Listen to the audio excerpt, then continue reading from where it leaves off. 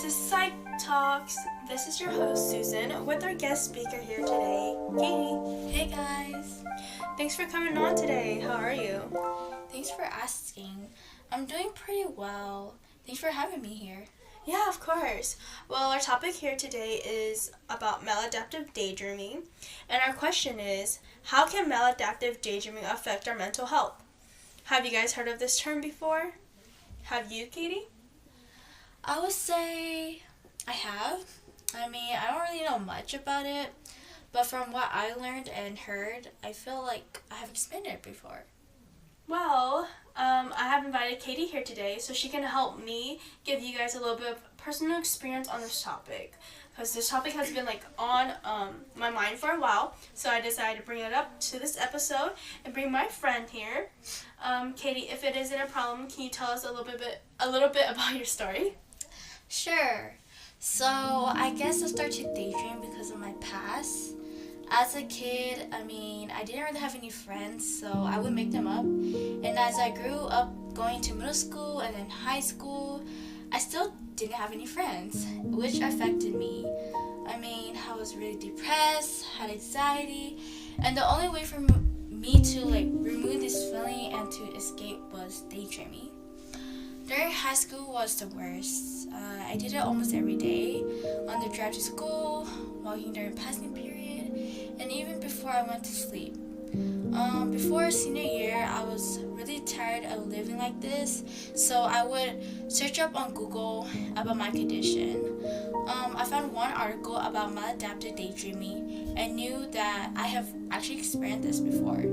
I started to change the way I think, talk, and I even sought help from the school counselor, which really helped me. Eventually, I got better, so here I am. Wow, your story is amazing. I just want to say thank you for sharing. You're welcome. Many people probably have not heard of the word maladaptive daydreaming, or in other terms, MD.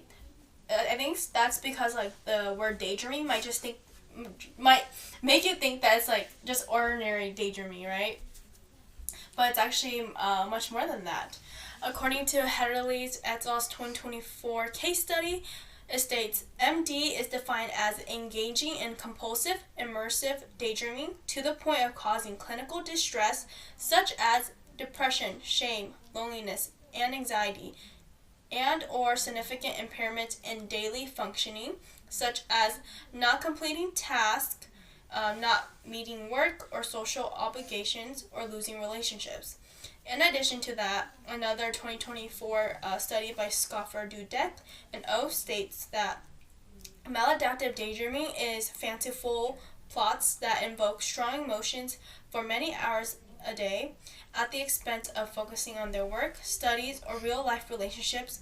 When they're not fantasizing, they usually yearn for the opportunity to do so. So, Katie, in the past, did you yearn to daydream? Great question, actually. I did yearn to daydream, actually. In the past, when I was in class or doing something else, my mind would always want to daydream. And if I can't, because I'm doing something important, I would feel anxious. When I sit down, my leg would be moving up, down, and just like when you're nervous about something. I have a question for you. Do you know who does it affect and what type of people have it, actually? Yes. Matter of fact, I was just about to get into that. In a 2024 article by Renata stated that it can really affect anyone, but there are factors that there are factors that would increase the risk of someone getting it.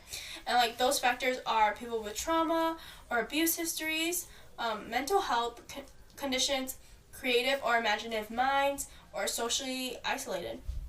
And the one I'll be talking mostly on today is mental health. In Lucas and Bones' 2025 assessment, they stated how people with MD enjoy daydreaming, but in actuality, it's a coping mechanism, acting as a way to escape reality, to find comfort and process emotional difficulties. Mm-hmm. And this kind of ties into the relationship with mental health. According to an article by Fisher, his 2024 article, he stated that there are mental health disorders that MD is associated with, such as anxiety, depression, obsessive compulsive disorder, and attention deficit hyperactivity disorder, ADHD. What this means is that people who also have MD face these mental disorders, And then let's connect it back to the idea that like MD is a coping mechanism. It's clear that people with mental health disorder tends to run away from the worries, fears, and stress by daydreaming. And not only that, but like to get comfort or relief from the feelings of sadness or hopelessness, they resort to daydreaming. And like, let's say there are people who don't have any or like strong mental health problems. MD on its own has its own impact. In Fisher's 2024 article, it stated that excessive daydreaming alone has significant effects, such as withdrawing from social interactions and activities, feelings of intense shame or guilt, and the urge to daydream. So basically, it hinders people with MD from doing their tasks, schoolwork, responsibilities, ultimately leading to poor outcomes. And so delaying these tasks to daydream is harmful because it results in emotional distress like guilt and depression because you're basically falling behind. And in addition to that, in Scoffer, Dudek, and O's 2024 assessment, they stated that individuals who are significantly suicidal, who wish to escape the burden of their aversive lives, may temporarily find solace in escaping through fantasy, meaning that daydreaming can serve as an escape from overwhelming thoughts of committing. Wow, so that's really interesting. So what you are saying is that it can increase the risk of suicide, right? Yeah, it really can, and I think that was something that when I was reading, I was really shocked too. But like, we can see the connection, right? And we can see that people who have mental health are more at risk of developing MD. Yeah.